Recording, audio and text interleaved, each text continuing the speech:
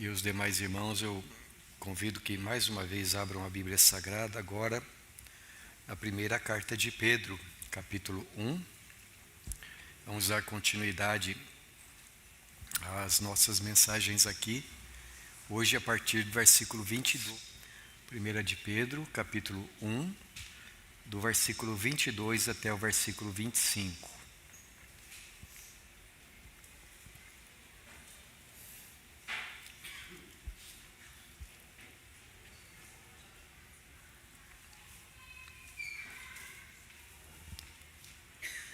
Primeiro Pedro 1, de 22 a 25, está escrito: tendo purificado a vossa alma pela vossa obediência à verdade, tendo em vista o amor fraternal não fingido, amai-vos de coração uns aos outros ardentemente, pois fostes regenerados, não de semente corruptível, mas de incorruptível, mediante a palavra de Deus, a qual vive e é permanente. Pois toda a carne é como a erva, e toda a sua glória como a flor da erva. Seca-se a erva e cai a sua flor. A palavra do Senhor, porém, permanece eternamente.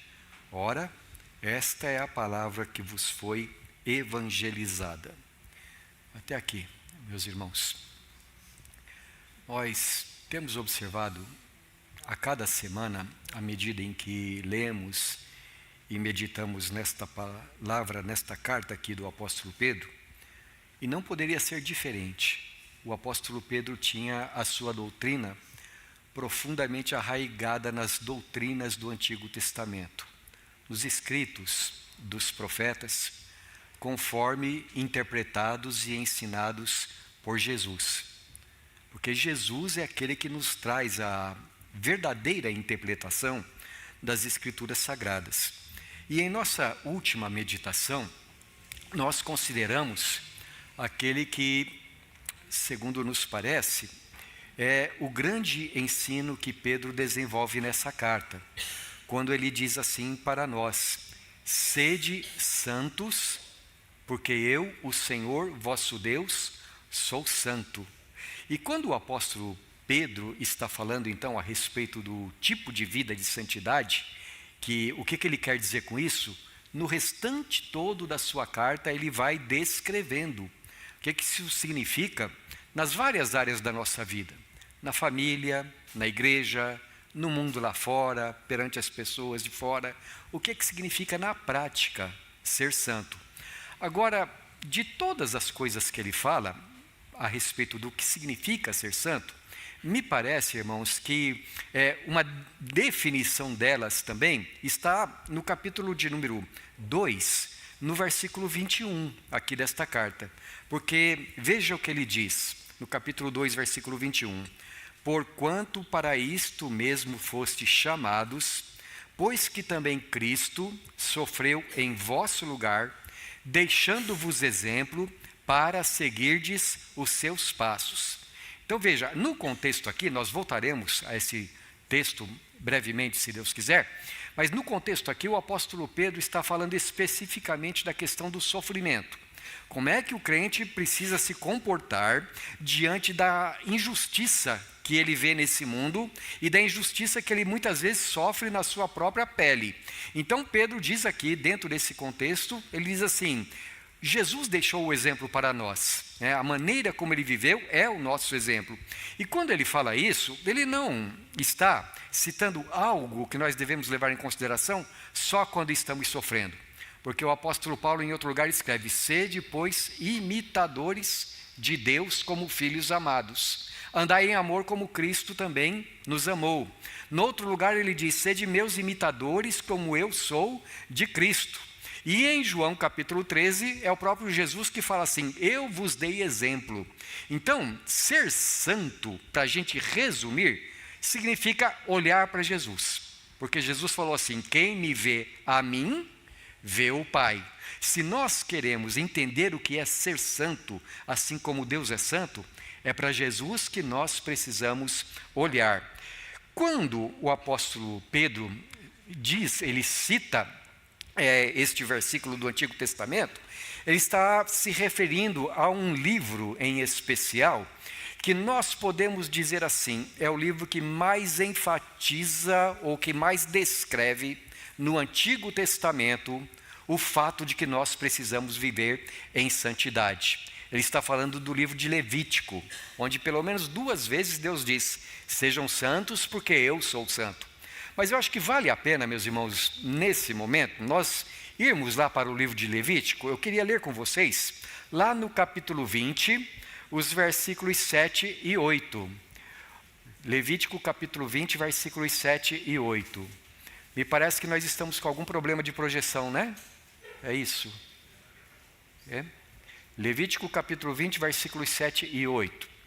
E está escrito assim: portanto, santificai-vos e sede santos, pois eu sou o Senhor vosso Deus.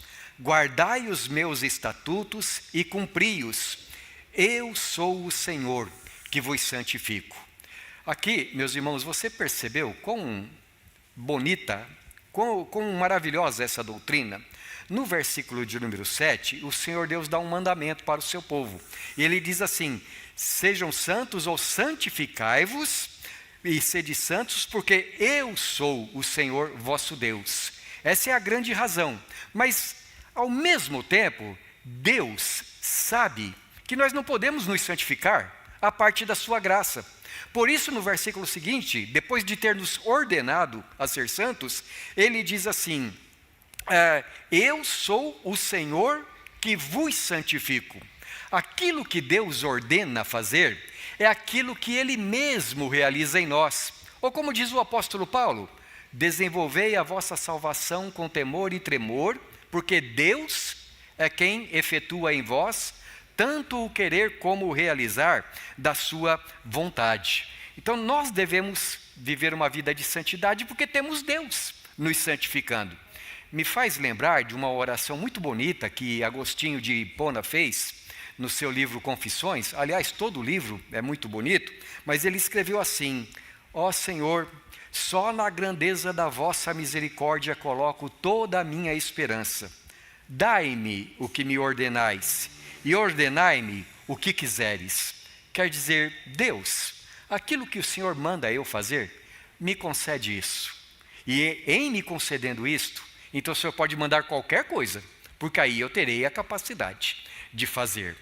Então, meus irmãos, em continuidade ao que nós vimos na semana passada, onde o apóstolo Pedro nos ordena em nome do Senhor a vivermos em santidade como nosso Pai é santo, e aqui nos versículos 22 a 25, ele passa a descrever qual é o instrumento que Deus usa para nos santificar, para operar em nós aquilo que Ele mesmo quer que aconteça. No versículo 22, o apóstolo Pedro fala sobre 2 resultados de nós obedecermos à palavra de Deus. No versículo de número 22, ele diz assim: que ela purifica a nossa alma, tendo, pois, purificado as vossas almas pela vossa obediência à verdade. E aí uma segunda coisa que ele diz, tenham em vista o amor fraternal. Depois no versículo de número 3, versículo de número 23, ele mostra por que nós somos capazes de obedecer à palavra da verdade. É que essa mesma palavra nos regenerou.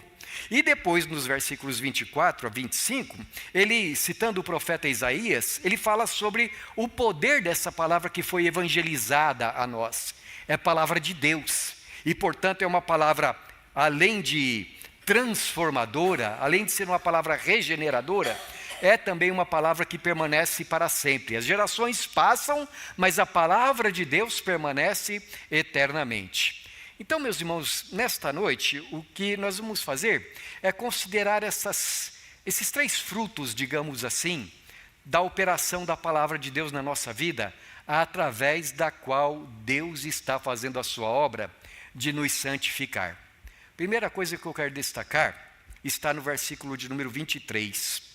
Pois fostes regenerados, não de semente corruptível, mas de incorruptível, mediante a palavra de Deus, a qual vive e é permanente.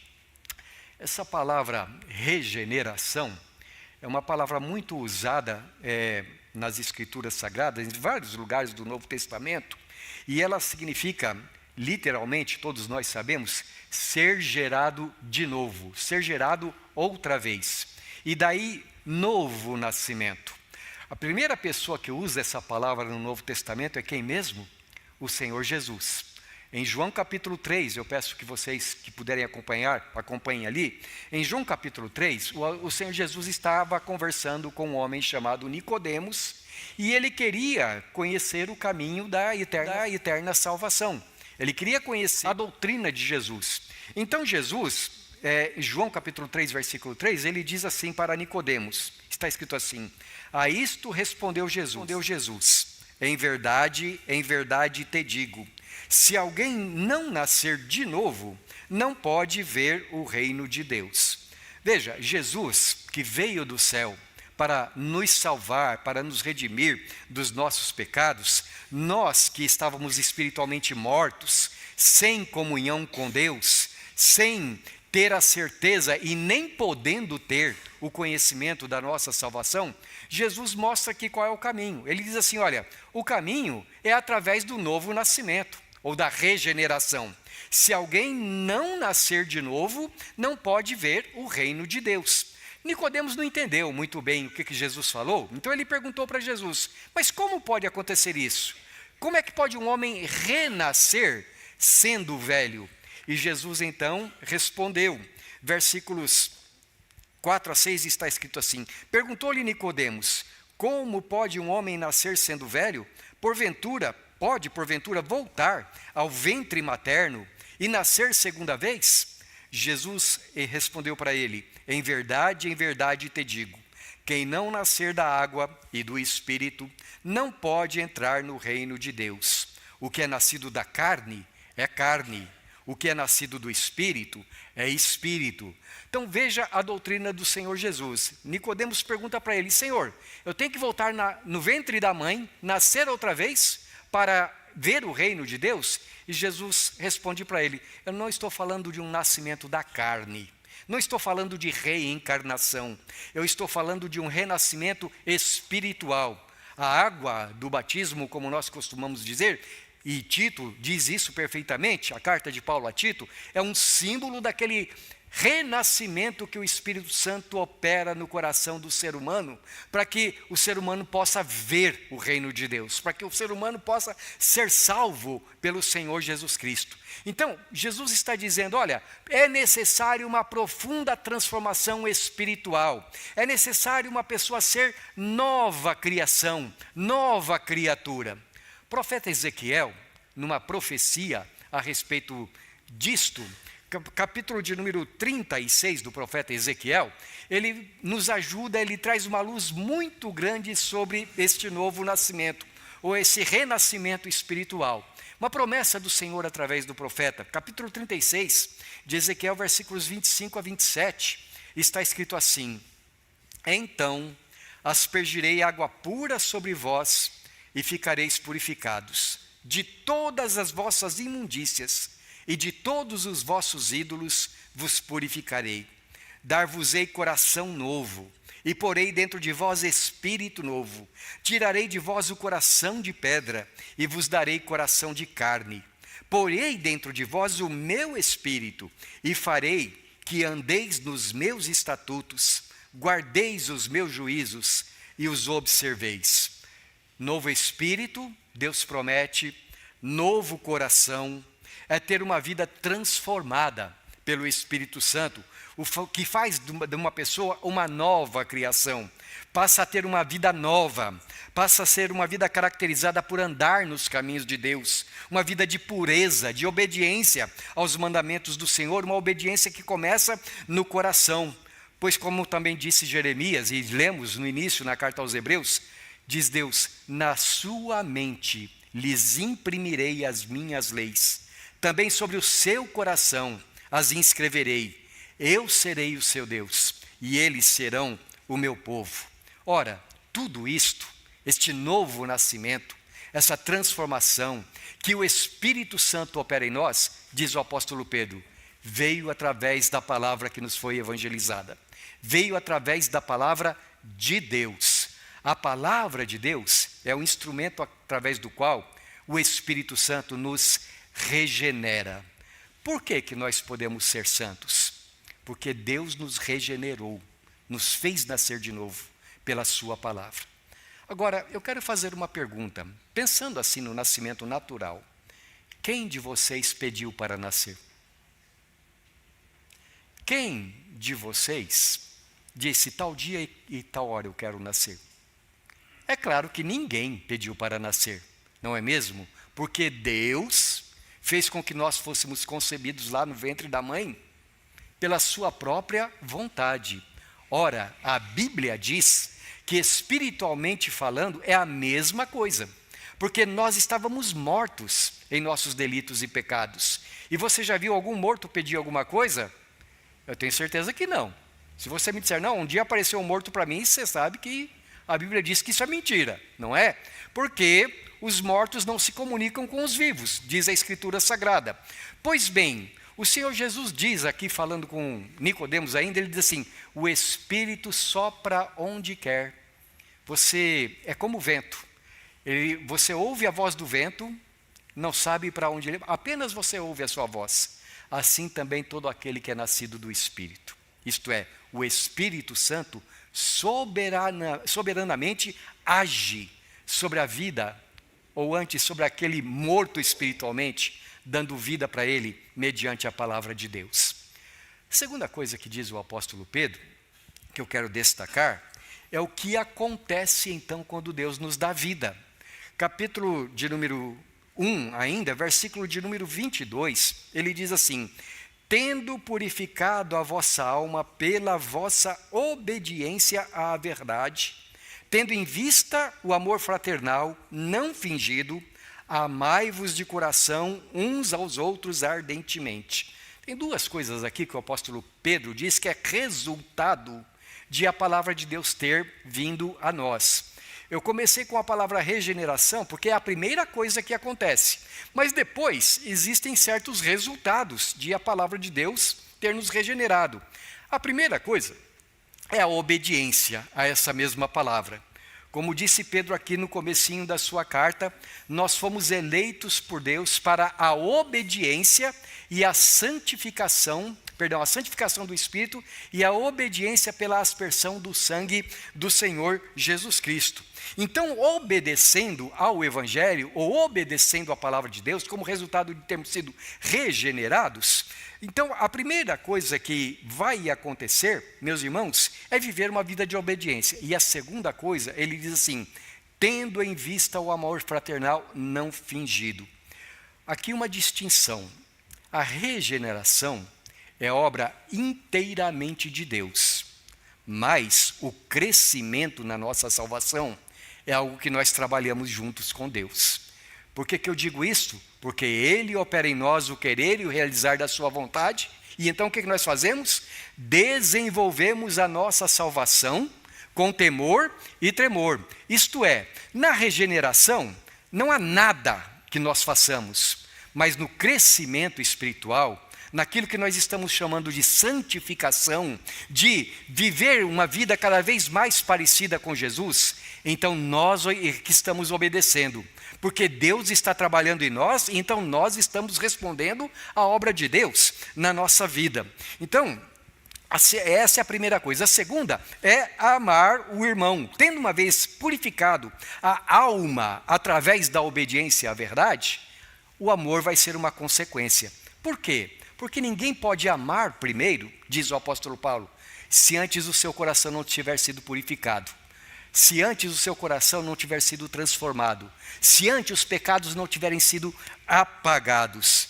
Ora, quando o coração é puro, diz o apóstolo Paulo, então consequentemente a vida vai ser pura também. Por isso é que depois de obedecer, é que a Escritura aqui fala de amor. Então veja, Paulo está dizendo aqui que quando uma alma foi purificada, ela passa a enxergar todas as coisas de uma maneira diferente. Por exemplo, eu quero ler para os irmãos Tito, capítulo 1, versículo 11, onde o apóstolo Paulo diz assim, Todas as coisas são puras para os puros. Todavia, para os impuros e descrentes, nada é puro, porque tanto a mente como a consciência deles estão corrompidas ou contaminadas. Se uma pessoa é pura, tudo que ela vê vai ser com pureza. Mas se ela tem uma mente, uma consciência impura, nada vai ser puro para ela. A consciência dela, os seus corações estão contaminados. Agora, como é que vem essa purificação? O apóstolo Pedro nos ensina. Somos filhos da obediência, no versículo 14. E se somos filhos da obediência, então, tendo purificado as nossas almas, através da palavra que nos regenerou, da palavra que nos purificou, ele continua. Vivam, então, uma vida de obediência assim. Isso também faz parte daquilo que o profeta Ezequiel prometeu, que a gente leu agora há pouco.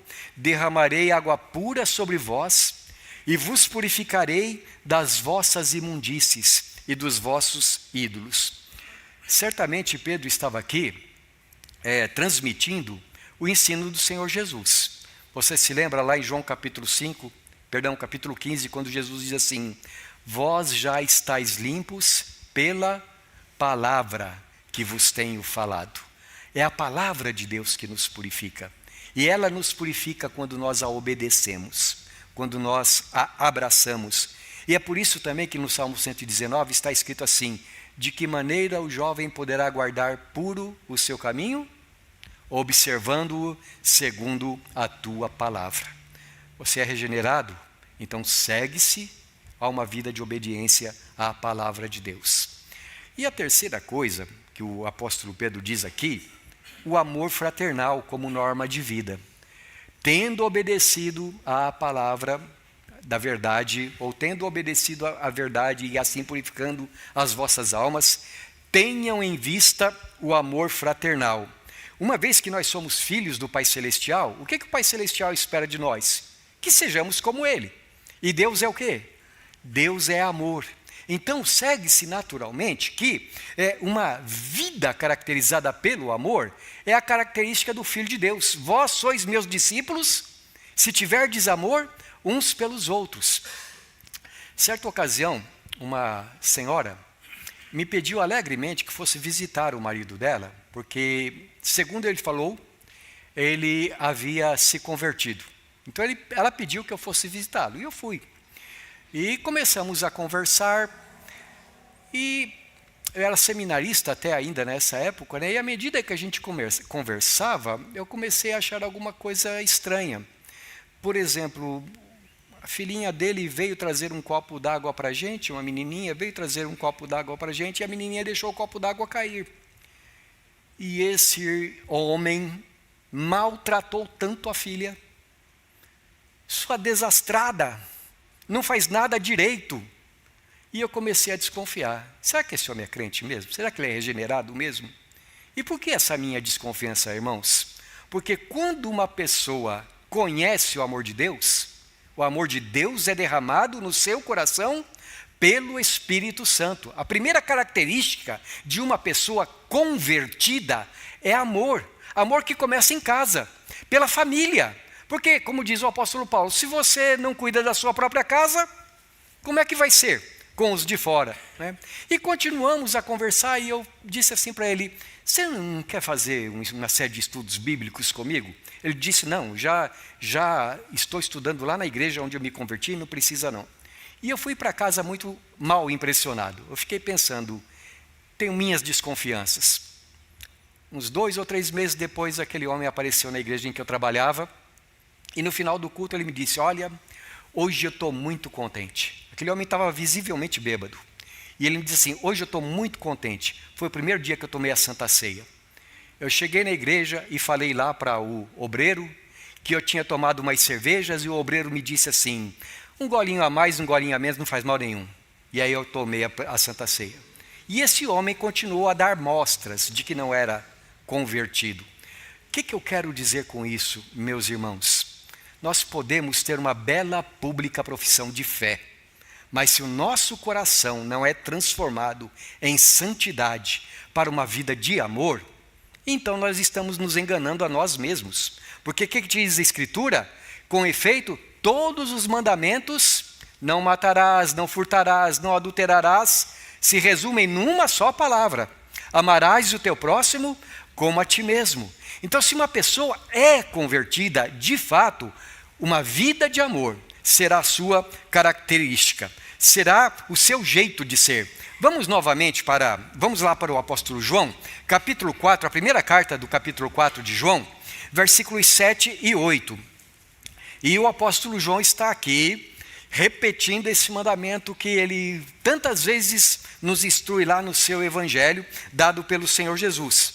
Amados, primeira carta de João, capítulo 4, versículos 7 e 8.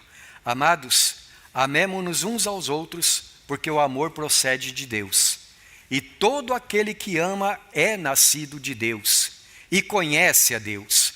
Aquele que não ama não conhece a Deus, pois Deus é amor. Por isso, irmãos, é que Pedro diz que, como resultado de termos as nossas almas purificadas, devemos ter em vista o amor fraternal.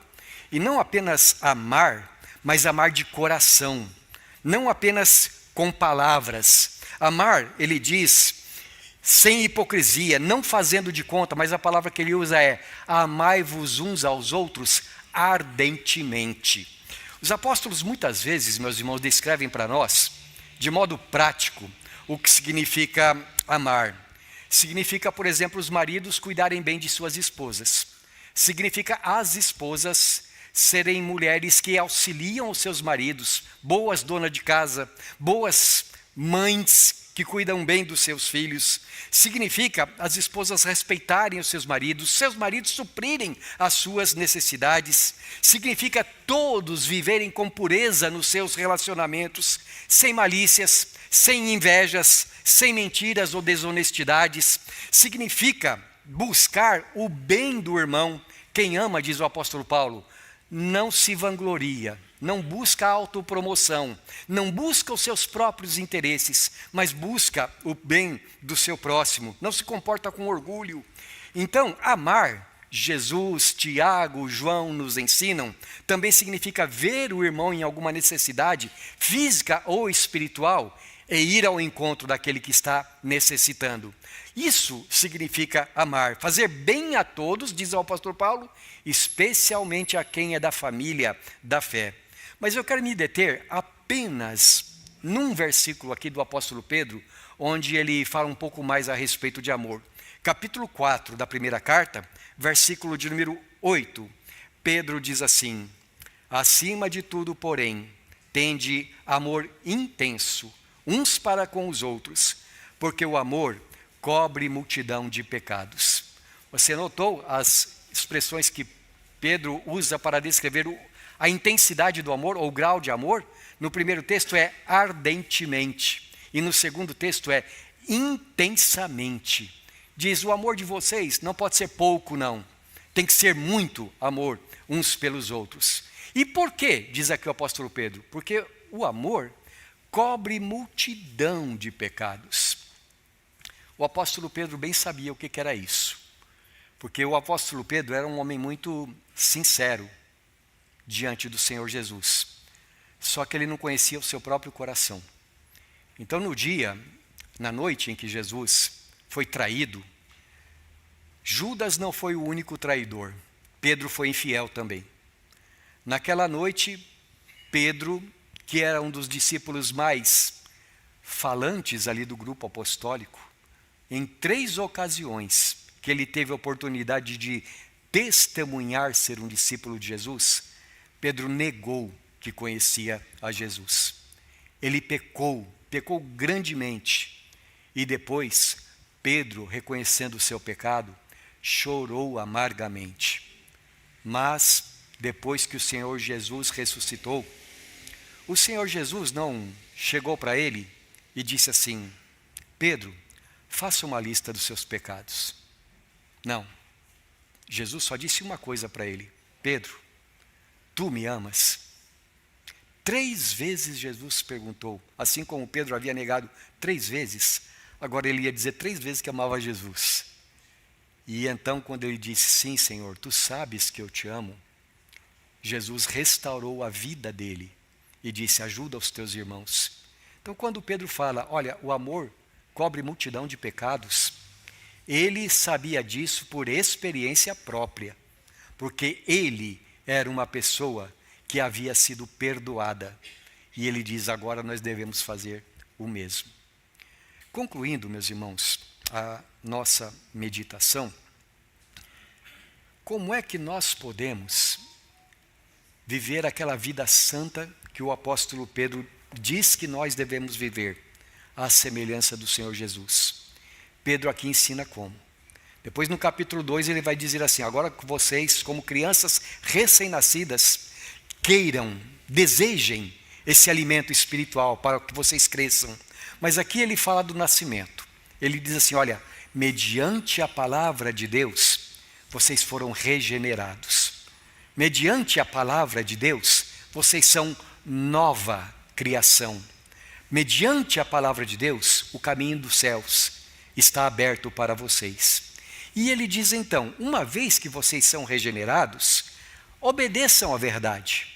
Vivam de acordo com a palavra da verdade, de acordo com o evangelho da vossa salvação. Essa palavra que nos foi evangelizada. E vivendo de acordo com ela, tenham em vista o amor pelos irmãos. O amor que deve é caro, naturalmente, como eu já disse para vocês. Começar lá em casa, e que se estende para a igreja e até para com os de fora. Porque Deus é amor. E Deus então deseja que nós reflitamos a sua presença, a sua pessoa. Eu quero, meus irmãos, fazer algumas aplicações destas verdades para nós, agora que vamos participar da ceia do Senhor. Primeira, examine o seu coração. Quando você ouve a palavra de Deus, quando você lê a palavra de Deus, ela toca a tua vida. Ela chama a sua atenção, convencendo você dos seus pecados. Porque diz a Escritura que o Espírito Santo vem para nos convencer dos nossos pecados. Quando você ouve a Bíblia, quando você lê a Bíblia, ela corrige você. Ela mostra em que áreas da sua vida você precisa mudar. Você é repreendido pela palavra. Você é ensinado pela Escritura Sagrada. A palavra de Deus consola você.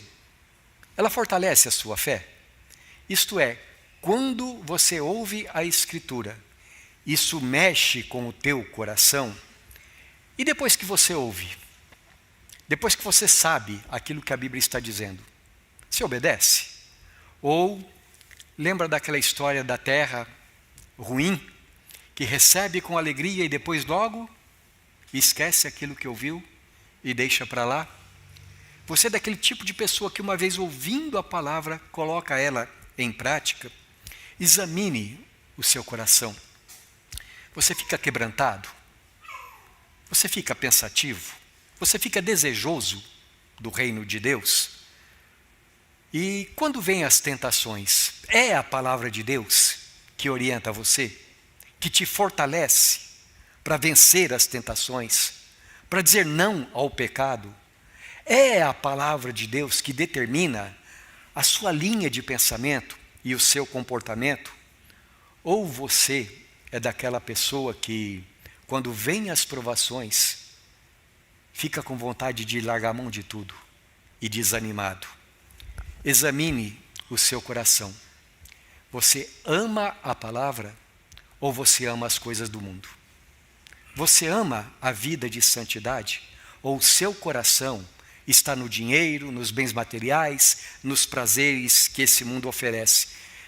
De outra maneira, a palavra de Deus, ela produz amor pelo céu no seu coração. Segunda aplicação, tenha uma vida de obediência à Bíblia como a sua regra de fé e prática. Creia no que a Bíblia diz, obedeça o que a Bíblia diz.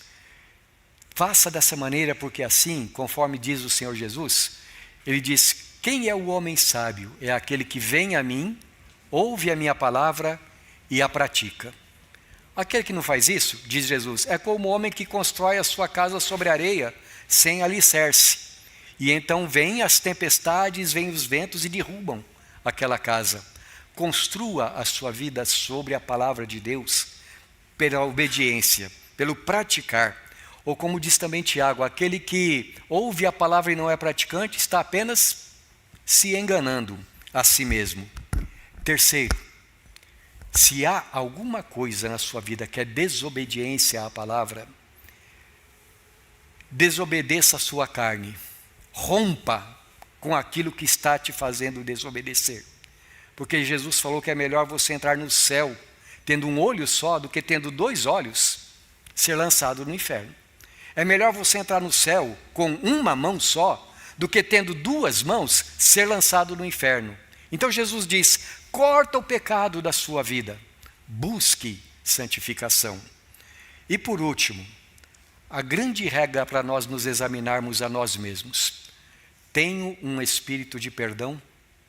Tenho um espírito de amor para com o meu irmão? Desejo o melhor para ele?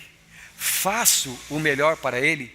Ou sou uma pessoa meramente egoísta, voltada para mim mesmo? Tudo tem que girar em torno de mim. Essa não é a regra da palavra de Deus. O amor faz bem ao seu próximo. Então, a cada dia, seja uma pessoa que pratica esse amor. E dessa maneira, diz a Escritura, as pessoas do mundo poderão reconhecer que nós somos discípulos de Jesus. Vamos então, meus irmãos, como discípulos do Senhor, a cada dia nos santificarmos, porque Deus nos santifica. Ele nos dá a sua palavra para que nós cresçamos nisto.